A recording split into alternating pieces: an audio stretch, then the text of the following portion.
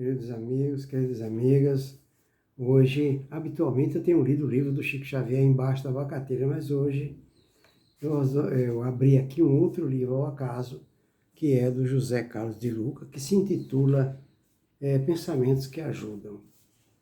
Abrindo aqui ao acaso, caiu palavras do Dr. Deepak Chopra. Então, caiu aqui paz de espírito. E o Dr. Chopra nos diz o seguinte: quando a mente está tranquila, energias internas despertam e fazem milagre para nós, sem nenhum esforço consciente da nossa parte. Eu vou repetir essas palavras do Dr. Chopra, que é muito fundamental para a nossa felicidade, para a nossa tranquilidade, para a nossa paz. Gostei muito. Ele fala assim, quando a nossa mente está tranquila, energias internas despertam e fazem milagres para nós, sem nenhum esforço consciente de nossa parte. É automático. Não dá nem tempo de pensar. Em cima dessa verdade que nos foi transmitida por Chopra, o autor do livro José Carlos de Luca nos diz o seguinte: é imprescindível encontrarmos paz de espírito. Ela não nasce da inércia, ela não nasce da isenção de lutas, mas emerge de uma consciência tranquila. Olha a origem da paz, não é? Ela surge da consciência tranquila no dever cumprido. Aí ele continua. Ela não surge da inércia nem da isenção de lutas, mas emerge de uma consciência tranquila que reconhece o empenho que fazemos para viver bem, com nós mesmos e com as pessoas que nos cercam, aceitando as limitações inerentes à nossa condição humana. Olha aí a solução para o primeiro passo para adquirir paz e a nossa felicidade. Eu vou repetir, que é muito importante sair para toda pessoa que está se sentindo infeliz, que está com depressão. Ele nos diz o seguinte, que é imprescindível encontrarmos a nossa paz de espírito. Aí ele explica. Essa paz que nós tanto necessitamos, ela não nasce da inércia. Ou seja, ficar parado, lamentando, que cai no céu. Não. Ela não nasce da isenção de lutas, mas ela emerge de uma consciência tranquila que reconhece o empenho que todos nós devemos fazer para viver bem conosco mesmo e com as pessoas que nos cercam, aceitando as limitações inerentes à nossa condição humana. Então nós temos que aceitar em nós mesmos a nossa condição humana. Não adianta a gente exigir algo para a gente que está fora de nossas limitações. Aí ele continua. A paz de espírito surge da maneira como nos relacionamos com tudo à nossa volta. A partir do relacionamento que temos com nós mesmos. Olha, então a paz de espírito que nós tantos almejamos e desejamos, ela começa através de um trabalho que nós temos que fazer conosco mesmo. Ou seja, ele não falou aqui, ainda não falou, mas acho que vai falar, o primeiro passo que nós temos que dar com relação a nós mesmos é nos amarmos, nós temos que nos amar. Aí, bom, mas enfim, vamos ver se ele vai passar. Ele continua. Precisamos acabar com as nossas guerras se quisermos ter paz na alma. Viver é ter uma grande chance de experimentar atritos constantes. Olha que ensinamento fantástico. Viver é ter grande chance de experimentar atritos constantes. Tanta gente se esforça, luta para fugir dos atritos, de problemas, de relacionamentos que nos tiram do sério. Mas aqui está falando o contrário.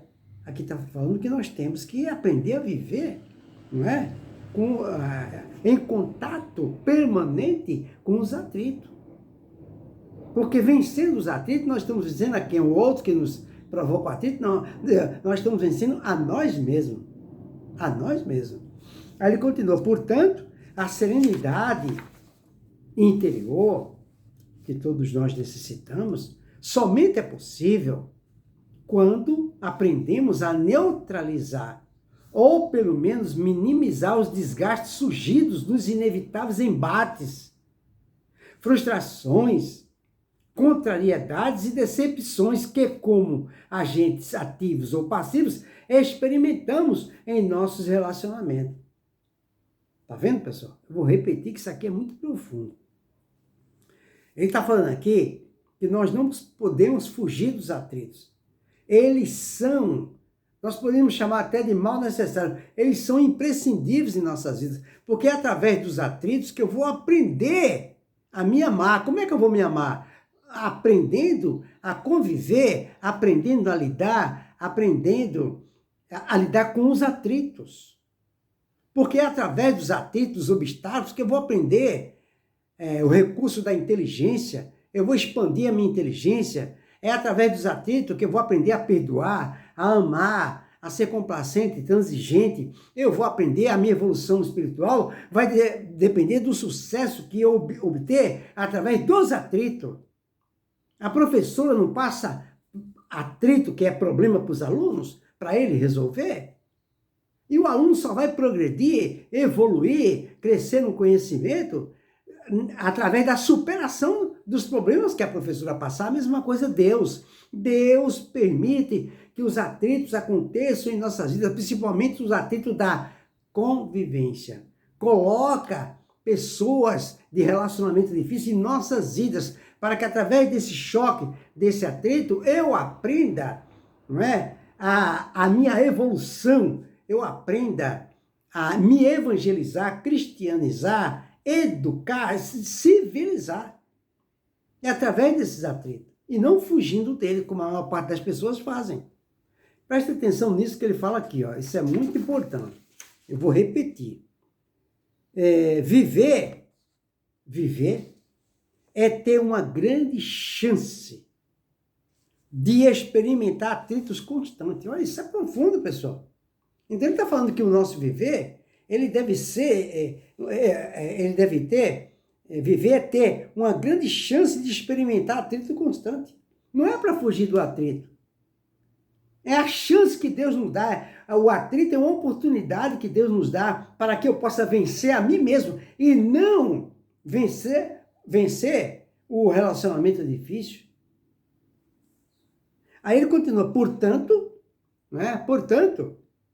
a serenidade interior, então a nossa serenidade interior, somente será possível quando nós aprendemos a neutralizar, ou pelo menos minimizar, os desgastes surgidos dos inevitáveis embates, as inevitáveis frustrações e contrariedade. Esse é um atrito.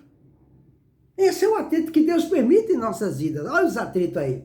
E são inevitáveis. Na vida de todo mundo, Deus coloca os inevitáveis, chama de inevitáveis, porque é verdade. Embates, ou seja, as lutas. A luta de emprego, a luta para sobreviver, a luta para pagar prestação. A luta é só luta. A nossa vida é só luta. É uma atrás da outra. Entendeu, pessoal? Então, frustrações também. Quantas frustrações a gente não passa nessa vida? Isso é uma luta que Deus permite em nossas vidas, não é? E também contrariedades. Quem não passa por contrariedade? E depois, decepções. Quem não passa por decepção? Tudo isso Deus permite em nossas vidas, porque é através da superação desses obstáculos que eu vou adquirir a minha serenidade interior. O que é serenidade interior? Consciência tranquila no dever cumprido. Aí ele continua, que como agentes ativos ou passivos, experimentamos em nosso relacionamento. Esses atritos que ele mencionou aqui, a maior parte deles surgem dos relacionamentos que a gente chama de difícil. Aí ele fala assim, esse esforço diário de aprender a apagar incêndios, tá vendo, pessoal? Viveremos no inferno interior de insatisfação crônica e discórdias permanentes. Pois é, se nós encararmos os obstáculos com otimismo, com esperança, com fé, com resignação, aceitação, nós adquiriremos a superação dos problemas e, em consequência disso, a nossa paz interior, a nossa serenidade. Agora, se a gente mal sofrer, se a gente mal dizer, se a gente blasfemar, se a gente se inconformar diante dos obstáculos ou fugir das lutas da vida inevitáveis, aí fica difícil. Aí a pessoa vai entrar em depressão e até em suicídio, ou infarto, ou derrame. Aí ele continua. Ajuda muito quando praticamos a proposta dos filósofos do estoicismo, que diz assim: lamentar um pouco menos, esperar um pouco menos, amar um pouco mais. Isso faz diminuir muitas tensões e atritos, pois, como afirma o filósofo Lockefeller, a vida boa é a vida reconciliada com o que é a existência que aceita o mundo tal qual é. Eu vou repetir isso aqui que eu achei fantástico, olha só. Ajuda muito quando praticamos a proposta dos filósofos do estoicismo, que diz assim, nos ensina assim: lamentar um pouco menos. Então, nós temos que aprender a lamentar um pouco menos. E esperar um pouco menos. Esperar um pouco menos. Para que através do aprendizado de esperar um pouco menos, a gente se liberte da ansiedade, que é a causa e a origem de quase todas as doenças. E amar um pouco mais. Amar um pouco mais a nós mesmos. Né? Aí ele faz, isso faz diminuir muitas tensões, diminui os atritos, pois, como afirma o filósofo Lockefeller, a vida boa é a vida reconciliada com o que é a existência que aceita o mundo tal qual é. Por exemplo, Allan Kardec ele nos diz que o caminho mais próximo de uma felicidade aqui na Terra, já que a felicidade não é da Terra, mas existe algo que mais nos aproxima da felicidade. É para todo aquele que aprendeu a viver como necessário. Agora, quando a pessoa quer um pouco mais, exige um pouco mais, ela vai ter que pagar o preço. E geralmente o preço é a tensão emocional, é a expectativa, é a ansiedade, as frustrações e por aí vai. Esse é o fato da pessoa sempre querer um pouco mais. Aí ele fala, certamente por isso, Jesus recomendou que nos reconciliássemos com o nosso adversário, pois na reconciliação está implícita a ideia de aceitação. Aceitação de que a vida é imperfeita, incompleta e inacabada. Aceitação de que as pessoas têm suas limitações e incoerências, assim como nós mesmos. E diante desse quadro de insuficiências, pararemos de brigar com a incompletude da vida de nós mesmos e das pessoas, fazendo as pazes com a nossa existência, tirando dela o que ela tem de melhor, sem esperar que esse melhor seja a perfeição. Somente a reconciliação com a vida é capaz de trazer paz interior. Lamentar menos e esperar menos. Mas é preciso também amar um pouco mais. O amor que une o que está partido. O amor que cola os pedaços do vaso quebrado. O amor que enxerga a beleza na diferença. O amor que se aproxima do que está distante. E o amor que não espera a perfeição para amar. Somente esse amor que nos reconcilia com tudo é capaz de trazer paz de espírito, pondo fim aos nossos conflitos. É o término de uma guerra de anos que estávamos travando dentro de nós mesmos, cuja batalha perderíamos pagando com o preço da própria existência. Ao suave toque do amor, tudo fica em paz. Então, pessoal, aprendamos a amar, aprendamos a perdoar, aprendamos a nos resignar, a deixar para lá, como se diz popularmente, engolir o sapo. Jesus falou, se nós pretendemos pedir algo para Jesus, uma ajuda, primeiro nós devemos nos reconciliar com os parentes difíceis, com os relacionamentos difíceis. Depois a gente volta com a consciência tranquila, no dever cumprido, de fazer as rogativas para Jesus. É assim que funciona. Fica aí para a nossa reflexão e que o nosso Senhor Jesus nos abençoe.